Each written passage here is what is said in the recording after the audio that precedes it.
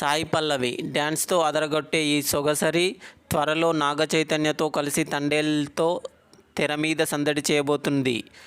అయితే ఈ సందర్భంగా తన జీవితంలోని తొలి సందర్భాలను తెలుసుకుందాం. సూర్యకి సాయి పల్లవి వీరాభిమాని అట.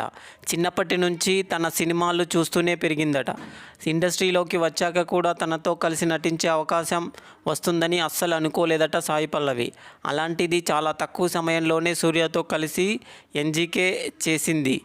ఆ సినిమా మొదటి రోజు షూటింగ్లో సూర్య తన పక్కన నిల్చున్నప్పుడు ఒకసారి ఊపిరాగినంత పని అయిందట.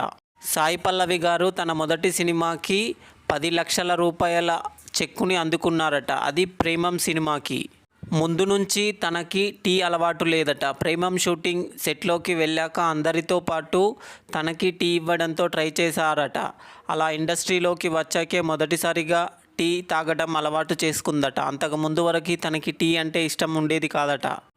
చాలామంది తను ప్రేమం సినిమాతోనే సినిమా రంగంలోకి వచ్చిందని అనుకుంటారు. కానీ అంతకన్నా ముందే కస్తూరిమాన్, ధామ్ ధూమ్ అనే సినిమాల్లో చిన్న పాత్రల్ని చేసిందట.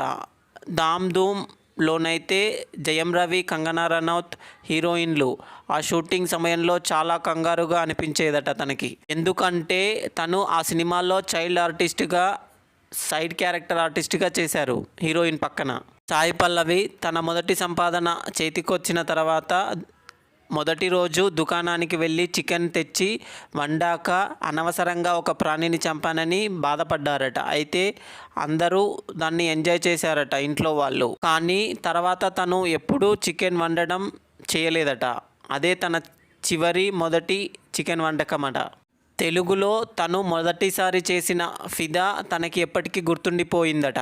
తొలిసారి ఫిదా పోస్టర్ను చూసినప్పుడు తన కళ్ళల్లో నీళ్లు తిరిగాయట. షూటింగ్లో పాల్గొన్న మొదటి రోజే తను అనుకుందట, ఆడియో లాంచ్లో తను ఎలాగైనా తెలుగులో మాట్లాడాలని. నిజంగా అనుకున్నట్లుగా మాట్లాడింది కూడా అట. అంతేనా, ఆ సినిమా తనకు ఫిలింఫేర్ అవార్డును కూడా తెచ్చిపెట్టింది. ఆ తర్వాత మరో 4 కూడా ఫిలింఫేర్లు వచ్చాయనుకోండి. అన్నిటిలో కంటే ఫిదాకు అందుకున్న అవార్డును చూసినప్పుడు తను చాలా ఆనందంగా ఫీల్ అవుతుందట. ఆ సినిమాతో తన జీవితం మలుపు తిరిగింది మరి.